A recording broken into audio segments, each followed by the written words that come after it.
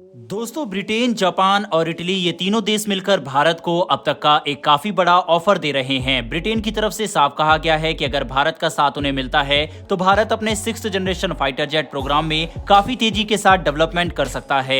Bharat already इस समय अपने 5th जनरेशन फाइटर जेट एमका के ऊपर काम कर रहा है। ऐसे में 6th जनरेशन फाइटर जेट का ऑफर मिलना क्या भारत के लिए एक बहुत बड़ा एडवांटेज होगा और क्या भारत इस ऑफर को एक्सेप्ट करेगा, इन सभी बातों को इस वीडियो में जानेंगे। काफी इंटरेस्टिंग वीडियो होने वाली है, इसीलिए वीडियो को अंत तक जरूर देखिएगा। साथ ही अगर आपको डिफेंस से जुड़े टॉपिक पसंद है तो आप हमारे चैनल को सब्सक्राइब करके बेल नोटिफिकेशन को दबा ले, जिससे हमारी डेली वीडियो आप तक सबसे पहले पहुंच सके। दरअसल दोस्तों, यूके 6th जनरेशन का टेम्पेस्ट फाइटर जेट इस समय बना रहा है और उसमें वह चाहता है कि भारत भी भागीदार बन जाए। दरअसल साल 2019 के बाद से एक बार फिर से चर्चा शुरू हो गई है कि भारत यूके के टेम्पेस्ट जेट के प्रोग्राम और उसके विकास कार्य में शामिल हो सकता है।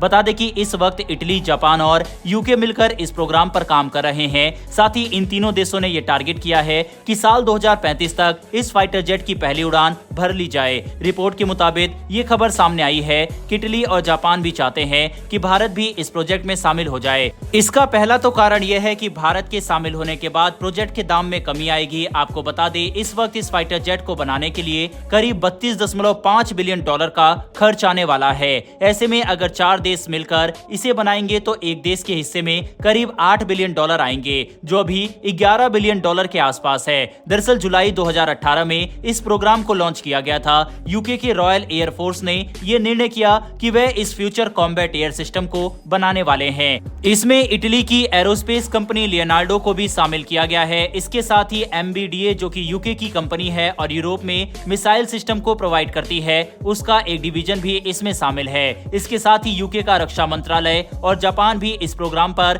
काम कर रहा है। बता दें कि साल 2019 में इंडियन एयरफोर्स को भी इस ग्रुप ने अपने साथ शामिल करने के लिए निमंत्रण भेजा था। भारत के पास सॉफ्टवेयर डेवलपमेंट की जो स्किल है, उसके चलते साथ जोड़ने के लिए ग्रुप की ओर से निमंत्रण आया था। आपको बता दें कि तीनों देशों के अलावा टेम्पेस्ट एयरक्राफ्ट को बनाने के लिए ब्रिटेन की रोल्स रॉयस भी इसका हिस्सा है और वह भी चाहता है कि भारत अब इस ग्रुप में शामिल होकर फाइटर जेट को बनाने में मदद करे। साल 2024 में भारत के रक्षा मंत्री राजनाथ सिंह 2 दिवसीय यूके के दौरे पर गए थे। उनकी कई मीटिंग्स को एक गेम चेंजर माना गया था। तब भी ये खबर सामने आई थी कि टेम्पेस्ट, जो कि एक ग्लोबल कॉम्बैट एयर प्रोग्राम है, उस प्रोग्राम में 3 देशों के साथ चौथे देश के रूप में भारत शामिल होगा और टीम वर्क के साथ इस 6th जनरेशन के एयरक्राफ्ट को तैयार किया जाएगा।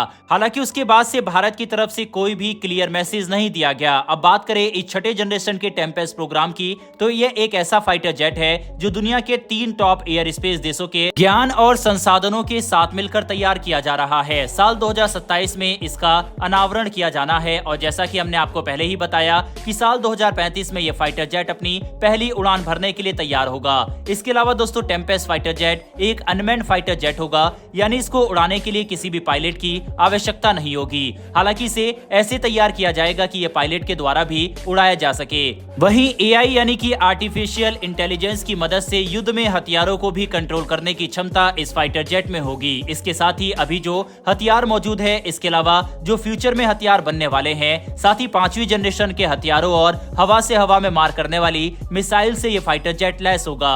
इसके अलावा ये हाई टेम्परेचर में भी काम कर सकता है। ये दुश्मन के आने वाली मिसाइल को पहले ही ट्रैक कर लेगा और साथ ही उन पर निशाना साधने और उन्हें रोकने की क्षमता इस फाइटर जेट में होगी। वहीं आपको बता दें कि इस फाइटर जेट में ऐसे रडार और सेंसर लगाए जाएंगे जो अपनी तकनीक के माध्यम से सारा डाटा प्राप्त करेंगे और इस डाटा को कंट्रोल रूम तक शेयर भी करेंगे। साथ ही इसकी पेलोड क्षमता भी अधिक बढ़ाई जा रही है। वहीं इस फाइटर जेट में जो सबसे अहम ताकत है वह इंजन की है, क्योंकि इसे रोल्स रॉयस तैयार कर रही है।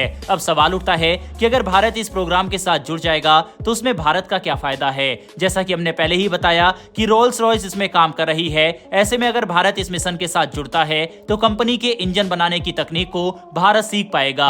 इसे स्वदेशी 5th जनरेशन के फाइटर जेट एमका में भी हम इस्तेमाल आगे चलकर कर सकते हैं। भारत को टेम्पेस्ट प्रोग्राम में जुड़ जाने के साथ ही एडवांस टेक्नोलॉजी के बारे में भी पता लगेगा और इससे भारत अपने स्वदेशी हथियारों की कई समस्याओं का समाधान निकाल सकेगा। भारत अगर इस प्रोग्राम में शामिल होगा, वह बाकी देशों के साथ रक्षा संबंधों को और मजबूत कर पाएगा। 6th जनरेशन के फाइटर जेट में भारत की भागीदारी इसके उसके एयर पावर को बढ़ाएगी। इसके साथ ही ग्लोबल भी भारत एक प्रोमिनेंट प्लेयर के रूप में सामने आएगा। अब ऐसे में आपके मन में सवाल आ सकता है कि भारत ने अभी तक इस प्रोग्राम के लिए हाँ क्यों नहीं भरी। दरअसल भारत मेक इन इंडिया को प्रायोरिटी दे रहा है। ऐसे में भारत अपने डिफेंस टेक्नोलॉजी के मामले में खुद को आत्मनिर्भर बनाना चाहता है और साथ ही अगर भारत इस फाइटर जेट के मिशन से जुड़ता है तो उसके लिए कुछ लिमिट सेट हो जाएगी। उसका पूरा कंट्रोल होगा या नहीं, ये एक बड़ा सवाल है। इसके अलावा इंटेलेक्चुअल प्रॉपर्टी राइट पर उसका कितना कंट्रोल होगा और भारत के ना जाने का कारण वर्क शेयर एग्रीमेंट भी है। लेकिन फिलहाल भारत को यूके की तरफ से लगातार निमंत्रण आ रहा है और एक बार फिर से ब्रिटेन की तरफ से टेम्पेस्ट प्रोग्राम को भारत के लिए पुश किया जा रहा है। ऐसे में क्या भारत को इस प्रोग्राम के साथ जुड़ना चाहिए या फिर नहीं, इस पर अपनी राय कमेंट बॉक्स में लिखकर जरूर बताइएगा। आपने इस वीडियो को यहां तक देखा है तो वीडियो को लाइक करके हमारी आने वाली डेली डिफेंस से जुड़ी ऐसी वीडियो के लिए चैनल को सब्सक्राइब कर बेल नोटिफिकेशन अवश्य दबा लें। फिर मिलेंगे ऐसी एक नई वीडियो के साथ। धन्यवाद। जय हिंद।